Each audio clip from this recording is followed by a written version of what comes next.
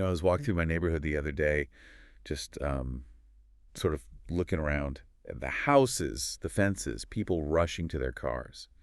And I had this, I don't know, this really heavy, nagging feeling. It's something I think a lot of us are carrying around right now. That sense of fragmentation. Exactly. It feels like things are fractured, like we've lost the script a little bit. We use the word community constantly. It's in every company mission statement, every political speech. It's on the sign at the coffee shop. Right.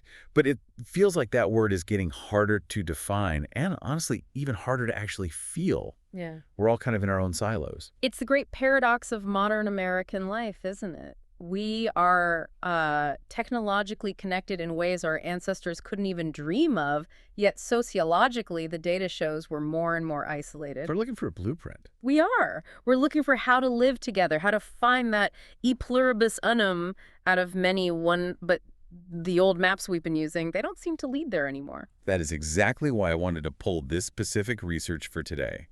We're continuing our America Actually series, looking at the history that, usually gets skipped over. And today, we're diving into a really provocative essay by John Novick Jr. It's called Keepers of the Fire. It's a fascinating piece of writing. Novick, he manages to weave history, philosophy, and civic critique into something that feels very, very urgent. It really is. Because Novick poses a question that just stops you in your tracks. He basically asks, what if the reboot we're all looking for? The guide to a healthier, more inclusive future. What if it isn't something we have to invent from scratch? Yes. What if we don't need a new think tank or a new app? What if the answer has been here all along, buried under the concrete of the Great Lakes region? Specifically, he takes us to the ancestral home of the Potawatomi people, in what we now call Chicago. Novick argues that if you peel back the layers of history, before the skyscrapers, before the L trains, Before the grid system. we find a model of citizenship and community that is just radically different from the one we operate under today. A system based on gratitude, interdependence, and a very specific kind of civic duty. I have to admit, reading through this, I realized how big the gap in my own education was. I grew up thinking of that region's history as, starting with fur trappers and forts, but Novick makes it so clear. There was this sophisticated political and social structure there for centuries before a European boot ever touched the ground. Right. It wasn't just people living in the woods existing day to day. It was a complex geopolitical landscape, alliances, specialized economies, deep diplomatic protocols. And to understand the argument Novick is making about rebooting our community today, we have to understand the specific structure that existed there. We need to talk about the Council of Three Fires. Let's start there. So set the scene for us. We're on the land that is now Chicago, Illinois, and the surrounding Great Lakes area. Right. So we're looking at the late 1600s, around the 1690s. The Potawatomi people migrated down from the upper Great Lakes. But here's the key. They didn't operate in a vacuum. They were part of a confederacy, a huge alliance called the Council of Three Fires.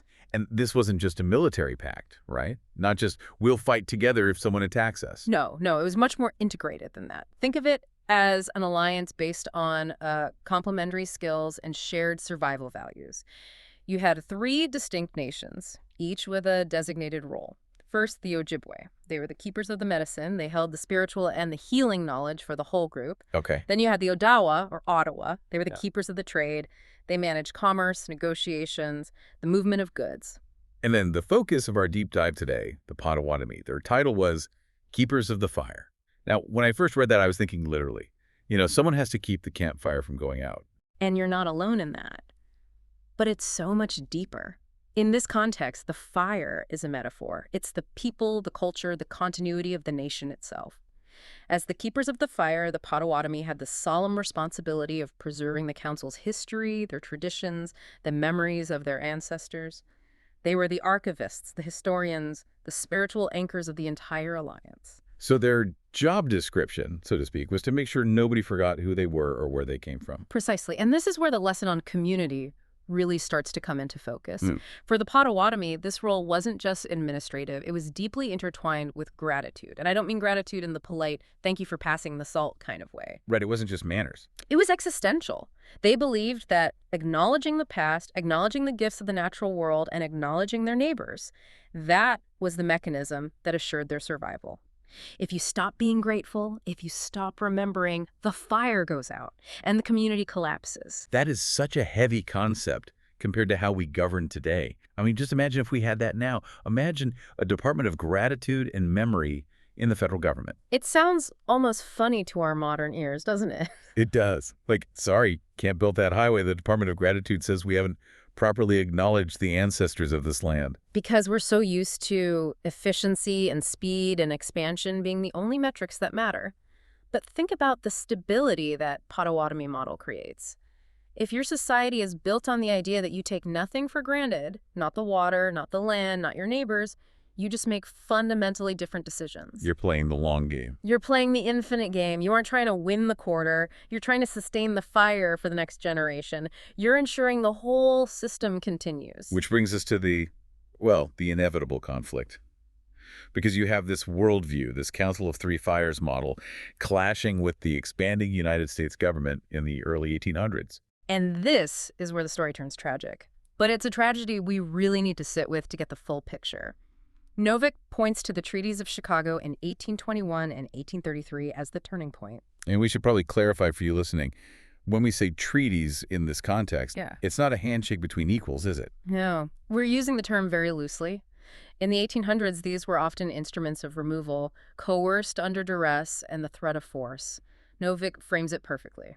It wasn't just a land grab. It was a violent collision of two fundamentally different realities. Break that down. What are the two models clashing here? On one side, you have the Indigenous model we just talked about. The land is a shared environment. It's for communal hunting, gathering, living. The land is a relative, something you have a relationship with. And on the other side? The settler model. Land is real estate, a commodity, private property to be measured, divided into grids, sold, speculated on for profit. The U.S. government's goal wasn't to coexist with the keepers of the fire. It was to seize the resources and repurpose that land for a market economy. And the result of that collision, it was the forced removal, the event that historians call the Trail of Death. Yes. September 1838. The details in the source material are they're gut-wrenching. I think sometimes we hear forced removal in history class and we imagine people packing wagons and moving, but this was a death march. It was. We are talking about 850 Potawatomi people forced to walk at gunpoint nearly 700 miles from their homes in Indiana and Illinois all the way to Kansas. And it started in late summer, right? So the conditions were brutal. It began in September, so it started with this intense, suffocating heat and dust. But as the march dragged on into autumn, the seasons turned. They faced blustery winds, freezing rain, eventually snow, all while being pushed by soldiers at a grueling pace. There was no real rest, no recovery. The source mentions 42 people died on that march, and Novick points out it was mostly children. That's the hardest part to read. Starvation, typhoid, exhaustion. It's hard to even wrap your head around. But I want to pause on a specific aspect that Novick brings up, which connects right back to that title, Keepers of the Fire. The spiritual toll of the removal. Right. Think about who these people were. They were the designated guardians of the ancestral connection. Their whole identity, their role in the council, was tied to that specific land, to the ancestors buried in that earth. So being forcibly removed wasn't just losing your home. It was like a failure of their primary duty. It was a specific kind of psychological and spiritual trauma. They were being ripped away from the very fire they were sworn to protect. It's an erasure of purpose. Imagine being the librarian of a civilization and someone burns down the library and drags you 3 states away. The loss is incalculable. Wow. It's not just I lost my house, it's I lost who I am. And here's where the story pivots to something incredibly important. Novick reminds us that the erasure failed. This is the resilience piece. It is. Despite the removal, despite the trauma, the culture survived.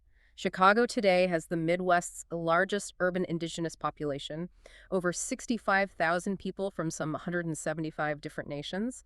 The descendants are there. The fire wasn't extinguished. It moved, it adapted, but it was kept alive. That is amazing.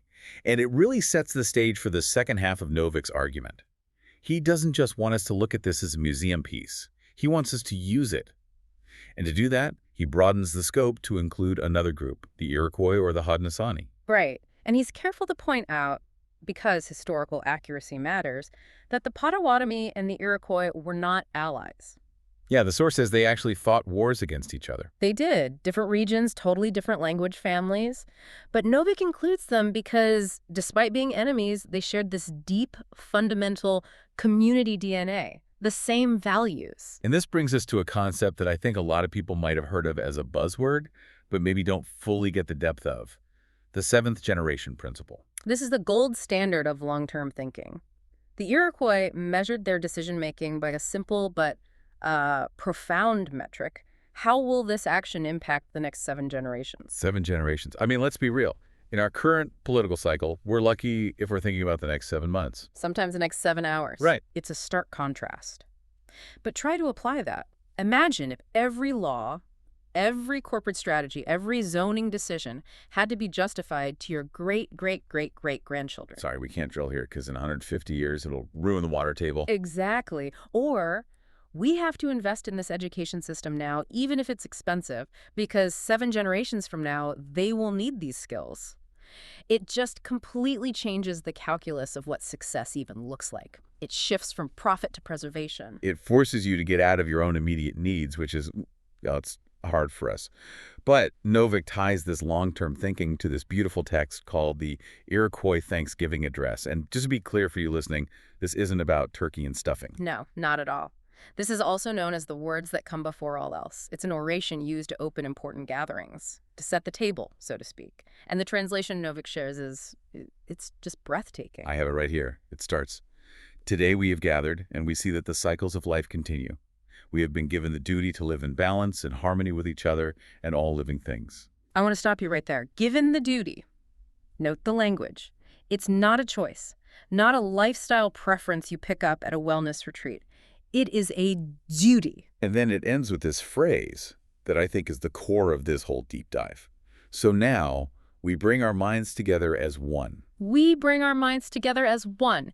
Now, this is crucial. It doesn't mean we all have to agree on the tax rate. It doesn't mean we all vote for the same person or likes the same music. That's a really important distinction because I think when people hear unity, especially in politics today, they think uniformity. They think we all have to be clones. Yep. But that's not what this is. Bringing our minds together as one means we agree on the starting point. We agree we're grateful to be here. We agree we have a duty to the earth and to each other. Once you establish that baseline, that shared reality, then you can argue about the details. But right now, in our fractured society, we don't even have that shared starting point. We're arguing about reality itself. We have no baseline. Correct. And Novick is arguing that if we want to reboot our national vision, we could do a lot worse than adopting this Thanksgiving address mindset as a form of civic duty. It's about acknowledging that before we are Republicans or Democrats, before we're consumers or producers, we are inhabitants of a shared place with a shared duty to keep it livable. It's almost like a pledge of allegiance. But instead of to a flag, you're pledging loyalty to the web of life and to your neighbors. That's a beautiful way to put it. It's a pledge of interdependence. And there's one more part of that address that Novick highlights, and I think it's so relevant right now. It's the section on enlightened teachers. Oh, this gave me chills too. Let me read it. "We gather our minds to greet and thank the enlightened teachers who have come to help throughout the ages. When we forget how to live in harmony, they remind us of the way we were instructed to live as people." When we forget how to live in harmony. That phrasing is so forgiving, isn't it? It just acknowledges that forgetting is part of being human. We aren't perfect. We get distracted, we get greedy, we get fearful, we forget. And the teachers are the ones who nudge us back. But what's so cool is that in the Iroquois context, they didn't have like formal universities for this, right? So who are these teachers? They were everyone. Family members, elders, storytellers. The curriculum wasn't math or science. The curriculum was, how do we live together? How do we be people? It democratizes wisdom. You don't need a PhD to be an enlightened teacher. You just need to remember how to live in harmony and be willing to remind someone else. Precisely. And in a fractured society, that is an incredibly empowering thought. We're all waiting for a politician or a CEO to fix things, but this model suggests the fix comes from the community holding itself accountable. It puts the agency back in our hands. So let's try to synthesize this. We started with the idea that the country feels broken, that we've lost our sense of community. And we've traveled from the Council of Three Fires, under the streets of Chicago, through the Trail of Death, and into the philosophy of the Iroquois. It's a big journey, but I think the takeaway is surprisingly simple. Novick is telling us that the reboot Americans are so desperate for, that longing for inclusion, shared responsibility, sustainability, it isn't some futuristic invention. We don't need a new app for it. It's an indigenous value system. It's been here the whole time. It has. It's a system that prioritizes the community over the individual. It prioritizes the future, the seventh generation, over the immediate present. And it prioritizes gratitude over consumption.